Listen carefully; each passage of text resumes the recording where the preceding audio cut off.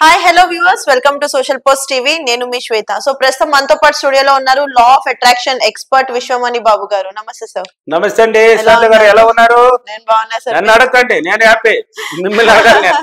ఎందుకంటే నేను పాజిటివ్ నా ఎనర్జీ వేరే ఓకే చెప్పండి సో లా ఆఫ్ అట్రాక్షన్ లో ఇప్పుడు మనం ఒక గోల్ రీచ్ అవ్వాలి అని అనుకుంటే దాని యొక్క విజువల్ బోర్డ్స్ అనేది ఎలా పెట్టుకోవాలి ఓకే మనం ఏ గోల్ అయినా సరే ఏదైనా అనుకోండి మీరు ఏ గోల్ అయినా రీచ్ అవ్వాలంటే అది ఏంది ఆ పిక్చర్ ఏంది మీరు ఏం కావాలి మీ జీవితానికి ఏం కావాలి అంటే ఈ నెలకు కావాలన్నా ఈ రోజు కావాలన్నా ఈ సంవత్సరానికి కావాలన్నా ఏంది అనేది మీరు ఒక పిక్చర్ లాగా రాసేవాళ్ళు అయితే ఒక పేపర్ మీద రాసుకోవాలి రాసేవాళ్ళు అయితే ఏం చేయాలి రాసుకోవాలి అదే విధంగా సార్ ఆయన తెలియదు సార్ మాకు చదువు లేదు సార్ అంటూ ఉంటారు చాలా మంది వాళ్ళు ఏం చేయాలంటే మైండ్ లో అంటే ఇప్పుడు డబ్బు కావాలంటే అది ఎందుకని చెప్పాను కదా ఆ డబ్బు కావాలంటే ఆ డబ్బు ఎందుకోసం అనేది రాసుకుంటారు కదా అదే విధంగా మీ గోల్ ఏంది మీరు ఎలా ఉండాలి ఎలా దాన్ని రీచ్ అవ్వాలి ఎలాగైనా రీచ్ అవ్వాలి ఎలాగనేది పెట్టేయండి ఎలాగైనా నేను రీచ్ అవ్వాలి ఎలాగైనా నేను అక్కడికి చేరుకోవాలి ఎలాగైనా ఉన్నత స్థానానికి నేను చేరాలి ఎలాగైనా ఆ ధనవంత లిస్టులో నేను చేరాలి ఎలాగైనా నేను ఆ లగ్జరీ జీవితాన్ని అనుభవించాలి అనే ఆలోచనని మీరు పెట్టాలి అంటే మైండ్లో పెట్టాలి అంటే దాన్ని డ్రీమ్ అంటారు అంటే ఎలాగనేది పక్కన పెట్టేసి ఎలాగైనా ఈ పదాన్ని వాడుకోవాలి ఎలాగైనా అనేవాళ్ళు చదువు ఉన్నవాళ్ళు ప్రతిరోజు రాయండి పేపర్ మీద రాయండి ధ్యానంలో ఊహించండి అర్థంలో మాట్లాడండి మీ ప్రతిబింబం దేనికైనా మిర్రర్ వరకు చాలా ఇంపార్టెంట్ ఎన్నో ఫీడ్బ్యాక్లో కూడా చెప్పేశారు దాని గురించి అర్థం అనేది ఈ సబ్జెక్ట్లో నెంబర్ 1 అని కూడా ఫీడ్బ్యాక్లు ఇచ్చేశారు ఎందుకంటే నా క్లాసులు ఉన్నాయి కదా హైదరాబాద్ విజయవాడ వైజాగ్ రాజమండ్రి భీమవరం ఒంగోలు అనంతపూర్ కర్నూలు తిరుపతి బెంగళూరు అన్ని సిటీలో ఉన్నాయి కదా ఆ ఫీడ్బ్యాక్లు జనాలు మైకులు పెట్టుకొని మాట్లాడుతుంటారు దాన్ని చూడండి మీకు తెలిసిపోతుంది వాళ్ళు ఎలా ఉన్నారు ఇంతకు ముందు ఇప్పుడు ఎలా ఉన్నారు ఇప్పుడు ఎగ్జాంపుల్ నన్ను తీసుకోండి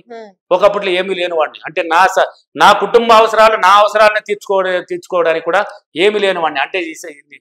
ఉదాహరణని చెప్పాలంటే ఒక పిసినారి బంకని ఒకప్పట్లో నేను 100 రూపాయలు ఖర్చు పెట్టాలంటే కూడా అమ్మో 100 రూపాయలు ఎలా పెట్టాలి రేపటిగా అని ఆలోచన ఉండగలిగిన వాడిని అంటే ఆలోచన తక్కువ చేశాను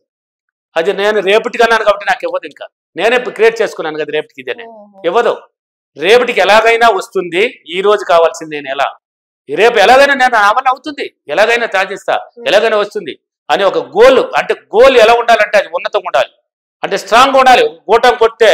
ఒక ఏ నమ్మకంతో ఒక పశువునైనా ఒక ఎద్దునైనా బరినైనా ఒక రోడ్డు పక్కన కూడా సిటీలో కట్టి ఉంటారు చూడండి ఒక చిన్న గోటం చూడడానికి అంతే ఉంటుంది కొట్టేసి దాన్ని కట్టేసి ఉంటారు ఆ మెక్కి ఆ గోటం వాళ్ళ నమ్మకం ఏంది దీన్ని కొట్టేసిన ఇది గట్టిగా ఉంటుంది ఇది బర్రి ఆవైనా ఎక్కడికి పోలేదు దీంట్లో కట్టేసి పెట్టాను ఆ విధంగా ఆ గోటం మీ మైండ్లో కూర్చోవాలి ఆ స్ట్రాంగ్గా కూర్చోవాలి ఆ గోల్ ఏంది అనేది మీరు ఎలా కావాలనేది మర్చిపోయి ఇలాగనే కావాలనకూడదు అంటే నాకు ఇప్పుడు చాలా మంది అంటున్నారు డబ్బు ఎలా వస్తుంది నీకెందుకు నేను క్లాసులు అడుగుతూ ఉంటాను ఏమ్మా డబ్బు ఇప్పుడు చాలా మంది నేను అడుగుతూ ఉంటాను బిచ్చగా డబ్బు ఇస్తే తీసుకునే వాళ్ళు ఎంతమంది అంటారు కొంతమంది చెయ్య ఇట్ట అంటా ఉంటారు అంటే లేపుదమ్మా వద్దా ఇట్లా పైకి లేపి దించేస్తుంటారు నేను ఫీలింగ్ మార్చి చూపిస్తాను అక్కడ వాళ్ళే అంటే కనిపించేస్తాను అప్పుడు అబ్బో గురుగారు ఎట్టన్నాను అనుకో అంటే తీసుకోకూడదు అని దించేస్తారు కొంతమంది ధైర్యం ఉన్నవాడు అంటే పిరిగితనం భయం పోయినవాడు నేను తీసుకుంటా వాడు ఎవడిస్తే నాకేమని చేయలేపుతాడు అంటే నాకు కావాల్సింది నీ చూపే డబ్బు అన్నాను మాట ఇచ్చాను కదా ఆ చూపేంది డబ్బు మీద చూడాలి కానీ బిచ్చగాడి మీద ఎందుకు చూస్తున్నావా ఎవడు ఇస్తే ఎందుకంటే ఇప్పుడు ₹1 కోటి ఒక బిచ్చగాడు 10,000 ఇస్తే వద్దంటావు నువ్వా నేను తీసుకుంటానండి ₹1 ఇచ్చినా తీసుకుంటావు కానీ నేను వేళల్లో మళ్ళీ దానధర్మాలు చేస్తా వాడు ఇచ్చేది లక్ష్మీదేవి నా దగ్గరికి రావడానికి సిద్ధపడుతున్నప్పుడు నేను ఎందుకు వద్దంట వాడు ఎవడిస్తే నాకెందుకు ఇచ్చేయి కింద పడినా ఎత్తుకొని కళ్ళు కత్తుకొని జోబులు వేసుకుంటా ₹1 వేసేస్తా ₹1 వేసేస్తా కానీ నేను ఇచ్చేది వేళల్లోనే ఉంటుంది ఎందుకంటే నేను ఇవ్వడం నాకు తెలుసు ఎలా వస్తుంది అని నాకు తెలుసు కాబట్టి గోల్ని పిక్చర్గా తయారు చేయాలి మీకు ఏం కావాలన్నా కారు కావాలన్నా ఇల్లు కావాలన్నా పొలం కావాలన్నా బంగారు కావాలన్నా ఏదైనా ఉండి ఆ గోల్ని రీచ్ అవ్వాలంటే అది మైండ్లో ఫిక్స్ అవ్వాలి పిక్చర్ ట్యూబ్ లాగా కనిపించాలి అటు కళ్ళు మూసినా కానీ అదే కనపడాలి మీకు రాసేవాళ్ళు రాసేయండి రాయని వాళ్ళు మైండ్లో ఫిక్స్ చేయండి మిర్రర్లో మాట్లాడండి ధ్యానం గురించుకోండి ఆ గోల్ని రీచ్ అయిపోతారు మీరు సులభం సింపుల్ అండి లాజిక్ తెలియని వాళ్ళు అండి కష్టపడుతున్నారు దీన్ని సింపుల్ అండి మిమ్మల్ని మీరు సంతోష పెట్టుకుని సుఖ పెట్టుకోండి అన్ని మీ దగ్గరికి వస్తుంది అండి మిమ్మల్ని ఇక్కడ ఉన్నాడు ఒకడు గొప్పవాడు దాన్ని సింపుల్గా చెప్పాలంటే క్లాసులో చెప్తాను దాన్ని ఒక నెగిటివ్ పదంగా చెప్తాను అంటే నెగిటివ్ కాదు ఒక నవ్వుతో చెప్తాను దాన్ని అంటే దొంగనా కొడుకు అని చెప్తాను ఇన్నర్ మైండ్ అంటే మీలో ఉన్నవాడు నాలో వాడు గొప్పవాడు అండి నాలో ఉన్నవాడు గొప్పవాడు ఇప్పుడు నా సేవకుడు నా స్నేహితుడు అయిపోయినాడు వాడిని కంట్రోల్ తెచ్చుకునేయాలి వాడు ఇప్పుడు చెడ్డవాడు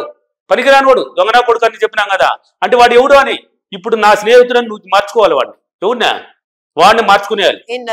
వాడు ఇన్నర్ మైండ్ ని స్నేహకుడిగా చేసుకోవాలి. అంటే ఏం చేయాలి? నువ్వు సంతోష పెట్టుకోవాలి, నిన్ను నువ్వు సుఖ పెట్టుకోవాలి. అంటే నువ్వు ప్రతిరోజు నీ ప్రతిబింబాన్ని, నీ యొక్క అలవాటుని నువ్వు మార్చుకోవాలని అర్థం. మార్చుకునేసి ఆ గోల్ కావాల్సింది ఏంది, ఎలా ఉంటే బాగుంటుంది, నాకు ఇలా ఉంటుంది బాగుంటుంది అలా పిక్చర్ చూపించుకోవాలి. గోల్ని రీచ్ అయిపోతావు, ఏదైనా సాధించబడతావు. చాలా సులభం. ఓకేనా? అది విజువలైజేషన్ ద్వారా జరుగుతుంది. అది బోర్డు అనేది చెప్పించాను ఇంతకుముందు, ఇలా చేసి పెట్టుకోండి, దాన్ని చూడండి. ఇలా మీరు పిక్చర్ ట్యూబ్ గా కానీ మైండ్ లో ఫిక్స్ చేసినారంటే ఆ గోల్ ని రీచ్ అయిపోతారు. అది విజువలైజేషన్ అంటే డ్రీమ్, కళ ద్వారా అది నెరవేరపడుతుంది. చాలా సింపుల్. దీనికంతా మీరు కృతజ్ఞత భావం పట్టుకుంటూ చేయాలి.